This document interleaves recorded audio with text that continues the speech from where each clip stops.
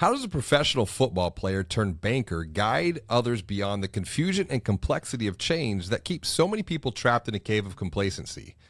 And how can you commit to continue to moving forward along your own journey of growth at your bank, at your credit union, at your fintech when the path to the future isn't 100% clear? Well, let's find out together on today's episode of the Banking on Digital Growth podcast.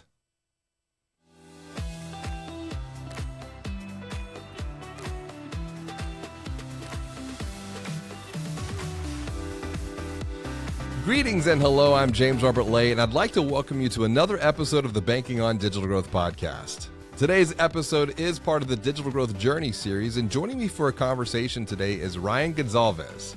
Ryan is a professional football player turned banker who is now the founder and CEO of Second Wind, the career discovery and transformation platform for athletes looking to unleash their second wind. And today, we're going to talk about how you can unlock human transformation at your bank, at your credit union, or at your fintech, so you can continue to maximize your future growth potential in the age of AI. Welcome to the show, Ryan. It is good to share time with you today, buddy. Thanks for having me. I'm looking forward to this chat. Absolutely. And before we get talking about banking, innovation, transformation, whether that be personal transformation or professional transformation, a blend of both, what has been good for you personally or professionally? It is your pick to get started on the podcast. You know, I'm an optimist, and so many people have told me that. I didn't realize that until maybe 5 or 6 years ago, and people said, "Yeah, I'm an optimist. What is good?" And I usually say, waking up is great for me. I'm a morning person, and so for me, kicking off the day is one of the best parts of the day, starting off. And life for me has been similar to that. I love how I came into the world, love Leeds, love England, love sport. Everything was so good. Well, that's the thing, when you look at, mindset and perspective, optimism is critical, even in the context of banking and financial services. Frost Bank out of Texas did a study with the University of Texas, and what they found is that optimists are 7 times more financially healthy than pessimists.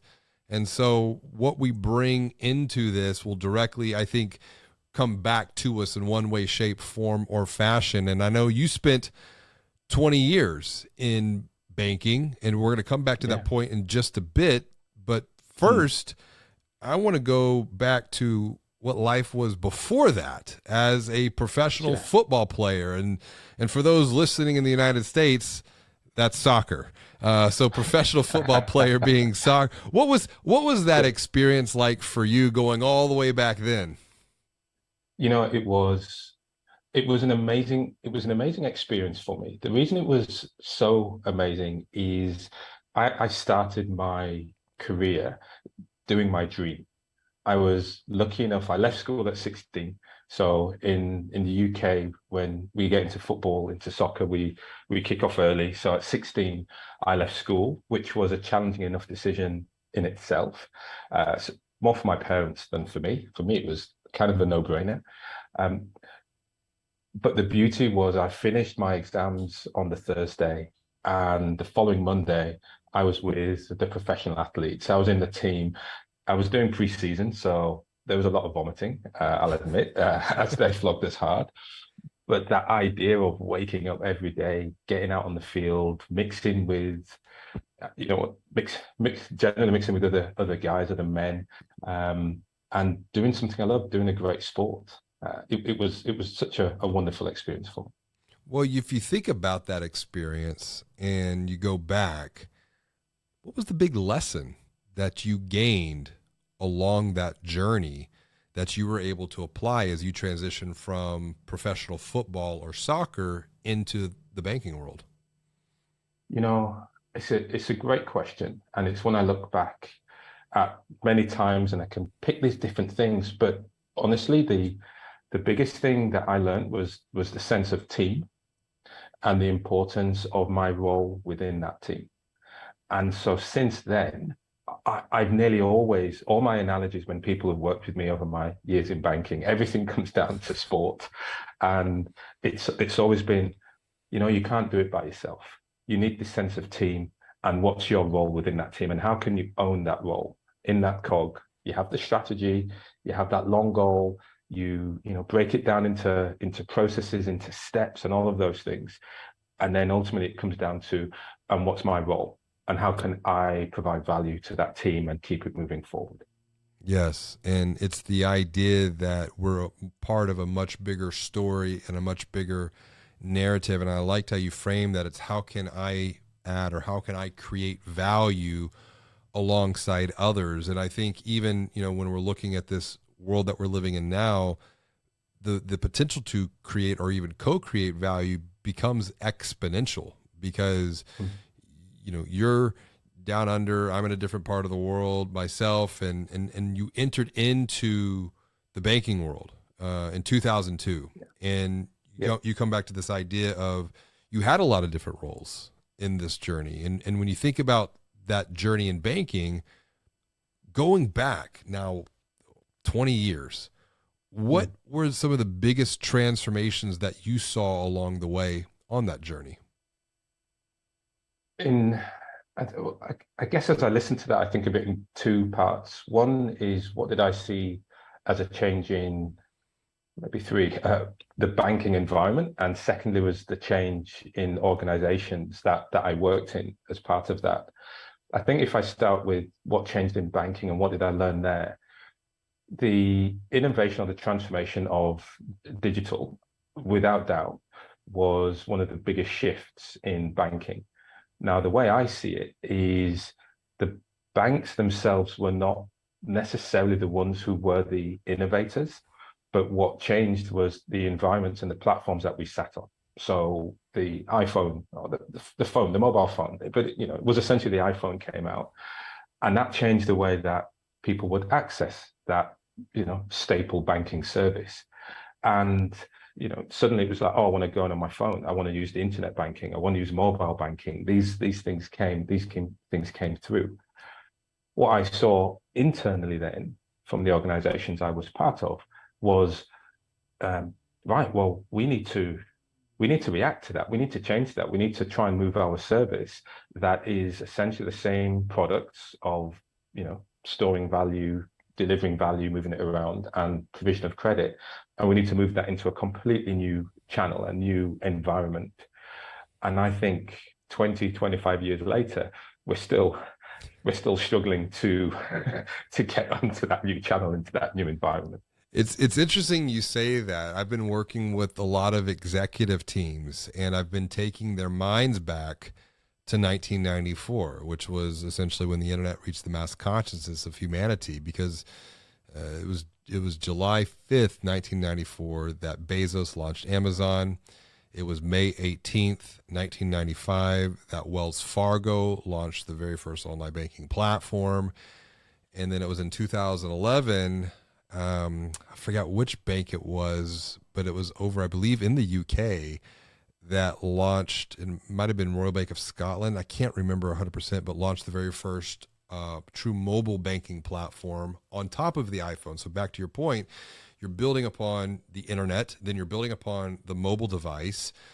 I want to stay on the subject of transformation just a bit longer because most recently you were head of strategy and transformation for Commonwealth Bank. And then you're also the head of CX transformation, digital experience over at Westpac. When it comes to leading transformational initiatives, transformational strategies, we're dealing with people too. Mhm. There's this whole human transformation that also has to coincide with digital transformation. The big challenges, what are they? The big challenges, the big roadblocks for those that are listening or those that are watching when it comes to human transformation that often holds not the technology back, but holds the people back from maximizing the technology. Yeah, listen, the two, two things: fear and fear of failure.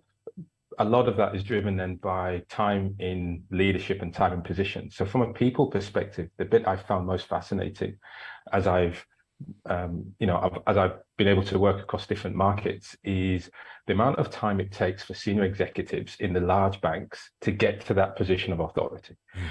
If I've spent 15 years, 20 years of my career trying to get to the top, once I'm at the top, if you're then telling me, okay, everything you learned to get here is no longer relevant, the branch, maybe even telephone.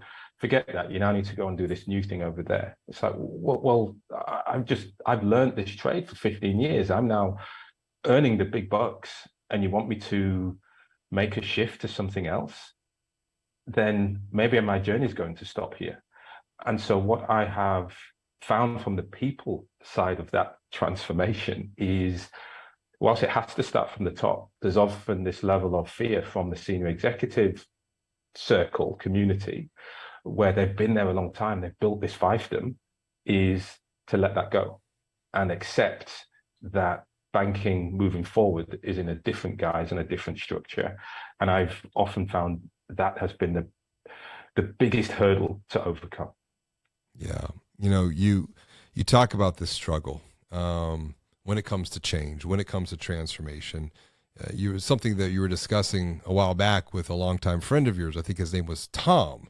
And y'all had worked together, and y'all were talking about imposter syndrome and how you look back on your own imposter syndrome. You mentioned fear while it rolls at HSBC in Hong Kong. I'm curious because you're onto something here, and I see the same thing. It's almost like we have to let go to grow because the world is transforming at such a rapid pace. And you mentioned the environmental changes. You've got technology transformation. You've got consumer behavior transformation.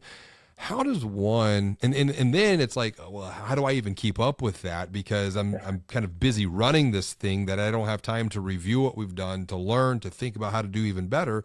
How does one, and so we kind of fake it along the way. But I'm glad you addressed this in this podcast, which is why I want to come back and bring this up here. Because someone who is watching or listening, they're like, that's me. I'm struggling with this imposter syndrome right now as we're entering into what I'm calling this age of AI. How does one break free from that to continue to that they can move forward along their journey of growth and not get stuck? Yeah. And again, great question. And, boiling down to how do you tackle imposter syndrome into this banking context from this change concept, I think in general, for me, the way that I've tackled it is definitely through a sense of humility. And what I think is important is to try and understand what it is that you are good at doing. What is the value that you can bring? And then learn how to translate that into that new environment, onto this new context. So for me, it's been very much a case of thinking, well, wherever I had past successes, what is it that I've done in that particular situation? And how can I then pick that up and move it into this new environment?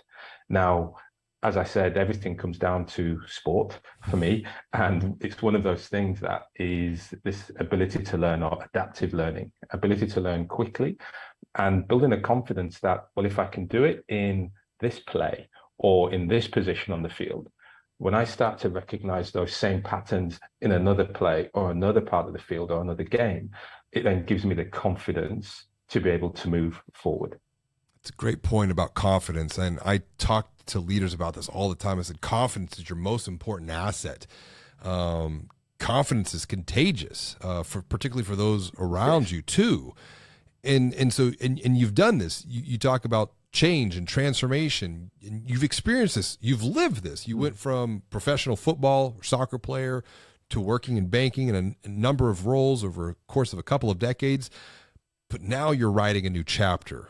Now you're letting go essentially of everything that you know to now write this new chapter, but you're not letting go of what you know. You're just taking forward with you what you need, what the strengths, if you will, as you mentioned, to then apply them now as a founder and CEO. You've moved into launching Second Wind, and Second Wind is what is a career discovery transition platform for athletes who are looking to unleash their second wind. Why make this change? Why make this transformation now? Because that is kind of the theme of today's conversation, because you've had to step out and write this new chapter here. Yeah, yes, I have. And it's not been necessarily an easy path to make the decision, but the point of making a decision became effortless. The point of the decision became, this is what I need to be doing now. And it continues to energize me.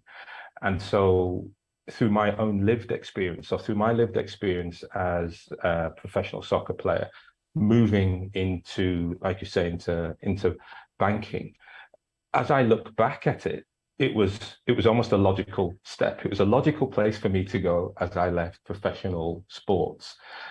And for me, I just did it. I got on with it. Hard times, found the good bits. It was a chance meeting at a masters tournament. I've said previously, but that chance meeting at a masters tournament really ignited for me this flame to go and better understand what was happening. And that was meeting a former professional athlete who I admired as a player at the time. And when I asked him, it's been 10, 15 years since we retired, how's it going? And he told me it wasn't going good for him. His role wasn't good. He was driving a truck for his friend that he didn't enjoy, and he lived for these special moments as a player at Masters tournaments. And that got me curious. And I put on my investigative hat. The curiosity just took me through speaking to one person after another, to ask how did they transition from their sporting career, from track, field, pool, court, field. It was really just getting an understanding of what did they go through. And the more I learned, the more I started to feel that I could do something about that change. And I felt, given my experiences, perhaps I could do it differently. I could answer the question a different way. And that's what really then inspired me, indeed energized me to make the leap and build Second Wind as a platform. This is why, as I think about this whole age of AI, humanity is so important here, because another key theme beyond the idea of change and transformation, the human transformation, it's also the human experience. We are experience makers, and your experience has been different than my experience, different than this peer or colleague's experience, but we're able to have conversations and then connect around those experiences to create new possibilities, new potential going forward. It's interesting to note that on the homepage of your website, you have a quote from Sports Illustrated, and it states, and I'm going to quote this: an amazing 78% of NFL players find themselves bankrupt or financially stressed within 2 years of retirement, and 60% of NBA players are broke within 5 years of walking off the court.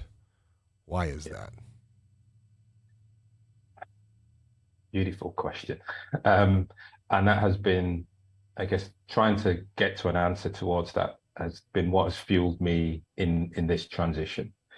There's no one silver bullet. There's no one thing that causes that financial and lifestyle disruption to elite athletes at the end of the game. One of the key reasons that happens is poor planning. Mm-hmm. And that poor planning comes down to asking those questions on, well, what is it that you want your life to be like after you finish this sporting career? And one of the reasons that question is well, if it's asked, the reason why it's very rarely answered is, don't ruin my dream. I'm living in this moment right now. I'm less than one. I'm 0.1 in a million of individuals who are getting to experience this high of winning an Olympic gold medal, of playing pro basketball, whatever. This is my moment. It might only last a year. It might last 3. If I'm lucky, it's 10. But don't ruin it by asking me, what am I going to do at the end of my dream? And because of that, so many athletes don't get that plan. They don't get to think beyond living in exactly what they're doing right now. Yeah. And I think that's where you are speaking a lot of truth from your own personal experience, from your own personal growth, because you made the transition from professional athlete to 2 decades in banking to now seeing a completely new opportunity to help even more people through your shared experience at scale. It makes me think about a banker here in the United States that I just had on the podcast, Jill Castilla. She's a CEO of Citizens Bank of Edmond out of Oklahoma. And they just launched a niche neo brand called Roger for the military community, because as a recruit herself, she came from a impoverished background, And the only way for her to go to college was to go into the U.S. military. Well, she went to the U.S. military, but she was defrauded of income from a relative. So she took that painful experience and then transformed that into the ability to provide power or opportunity for someone else. Thinking about your own journey of change and transformation, what's been a challenge that you've had to work through along the way to get from professional football player to working in banking to now founder and CEO? Yeah, that's an interesting way of asking the question.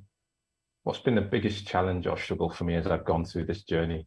Um, you know, one of one of my traits, as many have told me, and probably annoys my wife to no end, is my sense of optimism that I bring to what I bring to what I do.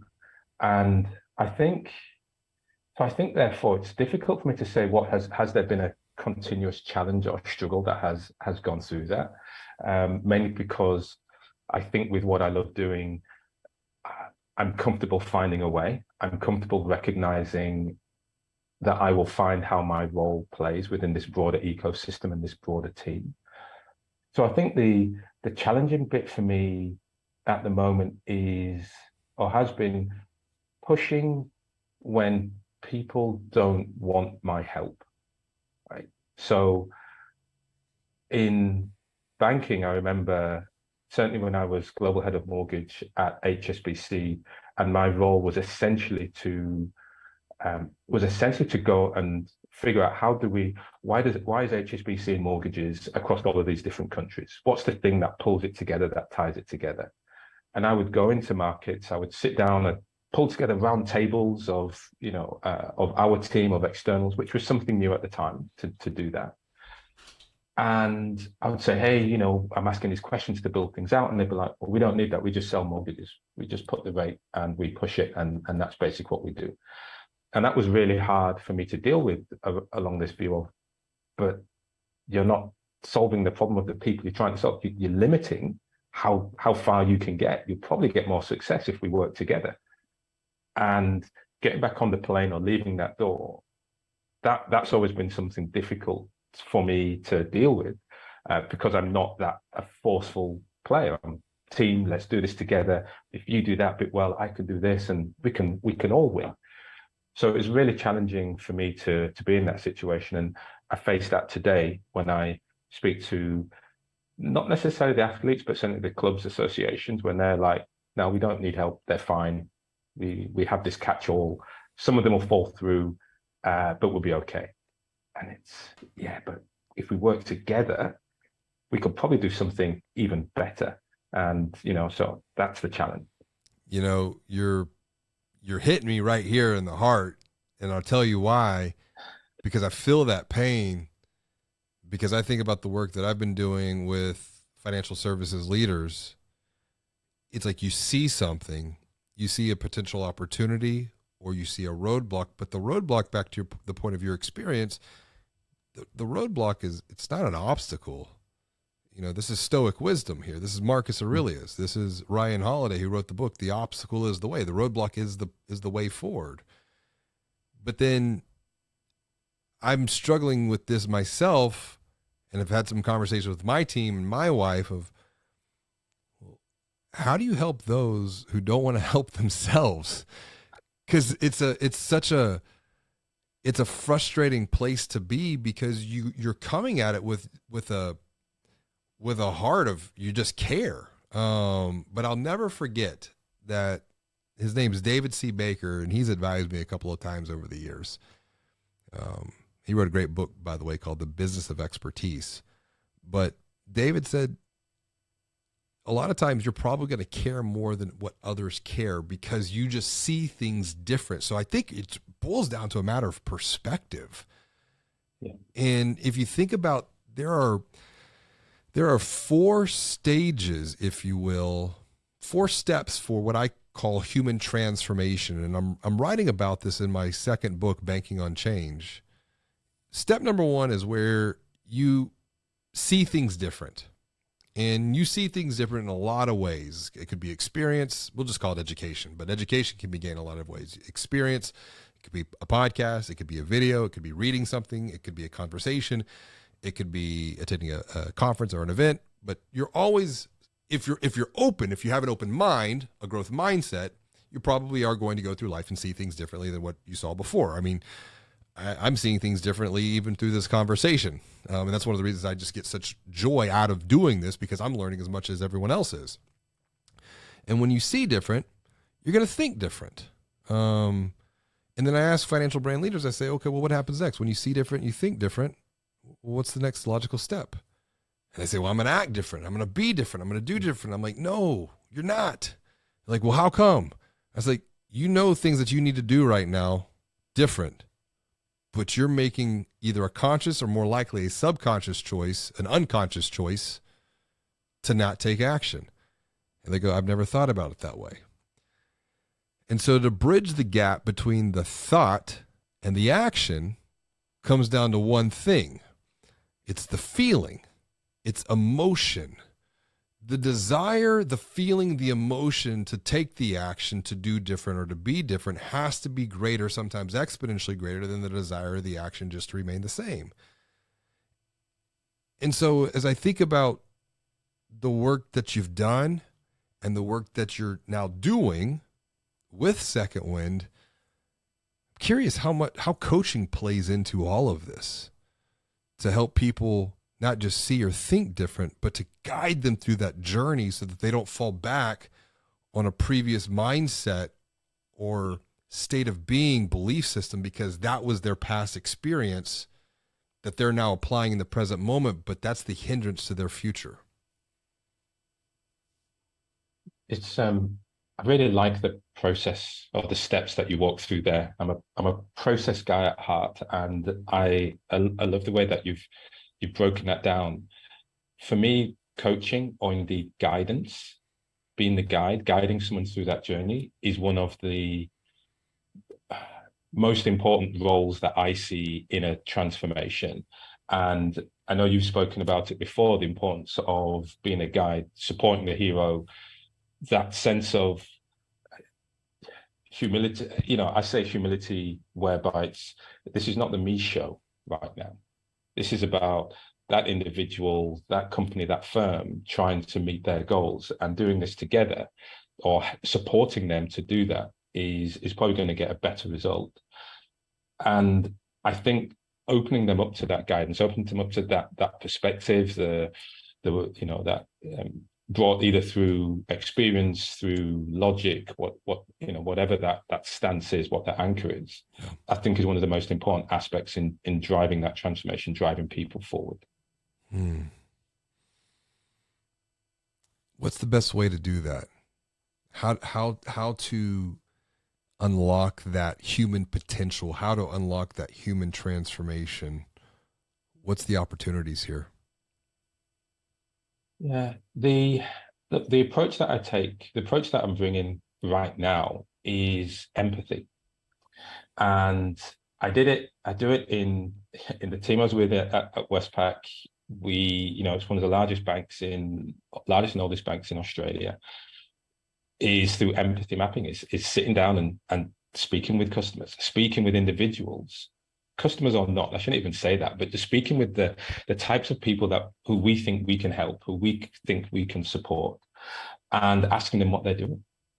Get an understanding of their life, get an understanding of what they're trying to do and what some of their broader struggles are. And then it's a case of understanding, well, this is where I can play. Can I do it by myself? Do I need partners, strategic partners or others? Or is this something that I do and I deliver? And that for me is the starting place, because otherwise you're assuming, you're making these assumptions, and as you move down that transformation or move down that path of change, that will fall out at some point. It'll be, oh, that bit's wrong because I assumed that's what you wanted. And that's where the conversation is so critical, because the conversation, through the dialogue, the discussion, the discourse, that's what provides clarity. That's what Yes. leads to the human transformation. That's been the whole key to our discussion here today, that has kind of been unpacked naturally. I always like to send one who is watching or listening off with something that they can do that's practical on their own journey of growth. And we, because it's been around change and transformation, the human experience, if you will, what would be the one small step that they could take next on their own journey of growth as a financial brand leader, whether that be personal growth or professional growth, or perhaps even a blend of both, so that they could do one thing, which is to navigate the complexities of change with courage, but also to connect this back before, more specifically, with confidence? Sure thing. I use Google Maps as my analogy a lot, and that comes down to getting clarity in your destination. So if you can understand where it is that you want to go, finding that clarity, then there are often many routes to get there. And you can then make that decision as to whether you take the toll road, the country road, the scenic route, whatever that might be. So the one thing I'd say is getting the clarity as to who it is that you are trying to serve, who's Yeah. the people, understand what their problem is. That, for me, it starts there. And that starts with a conversation. And that's why I'm appreciative of the work that you're doing at Second Wind, because you've got the clarity of the people that you are wanting to help, that you are wanting to guide. And through the conversations that you're having and will continue to have, you'll gain further clarity. But I think even more so, you will begin to help provide these athletes with clarity to guide them forward on their own journeys of growth. You mind if I share something with you that might be helpful for you on your journey, but also for those who are watching and listening to specifically gain clarity into the future state? I would love for you to do that. So this is something that I learned from actually Dan Sullivan and Strategic Coach. I've taken some of his thinking and I've applied it through what I call the coffee and cocktail conversation. And the conversation goes like this. Imagine that you and I, we're having coffee or cocktails, Ryan, and it's a year from now. The most important part of this question is, what are we drinking? Is it coffee? Is it cocktails? Or is it something else like water or tea? What are we drinking a year from now? It's going to be a tea. It's going to be a tea. Okay. I'll have an Earl Grey. I'll have an Earl Grey. My wife drinks a lot of Earl Grey. She's Lebanese, so the Lebanese drink a lot of tea. So I'll have an Earl Grey, and so you and I will be sitting down. We'll have our tea. What I want you to do is I want you to leap ahead, and it's 12 months from now, and I want you to grab your tea, and I want you to take a sip of it. I want you to taste it. And as you're tasting it, I want you to think about in your mind, like you're living it right now, everything that has transpired for you between now and then, what has happened. So leap ahead in your mind, take a sip of your tea, and look back to today, and just tell me what's happened for you to make you feel good about whatever it is that you've done on your journey of growth. And obviously, I'm going to step out of this for a second. Contextual framing is here. So sometimes I'll frame this, well, what has to happen between now until then for you to feel good about the progress you're making along your digital growth journey? So there's clarity into how I'm framing this.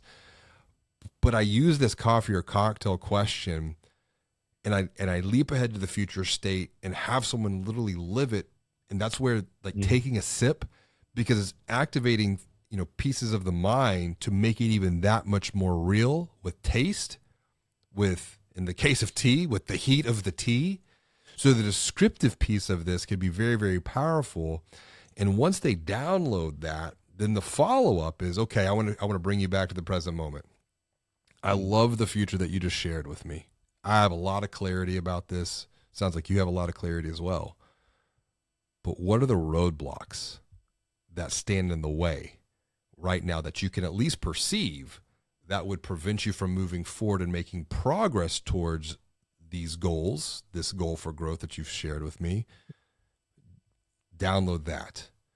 And whenever I've done this piece of the exercise, it adds additional layers of clarity into the things that could prevent progress that they might not even be aware of. But back to the point of our conversation, The roadblock, the obstacle now becomes the way. Because then the third part of this is, okay, now that you have clarity on the roadblocks, what are the opportunities to overcome those roadblocks to begin to move forward and make progress towards the future goals? That's where the real growth begins to happen. And so this is all framed around with one kind of macro question. It's how do you want to grow? Goals, roadblocks, opportunities. So Ryan, this has been a fantastic conversation, and I'm grateful for the work that you're doing, that you've done, the experiences that you've had, the work that you're doing with Second Wind. I'm excited about the future that you're creating. What's the best way for someone who is listening to reach out, connect with you, and just say hello, and maybe perhaps even continue the conversation we started here today? Awesome. Thank you.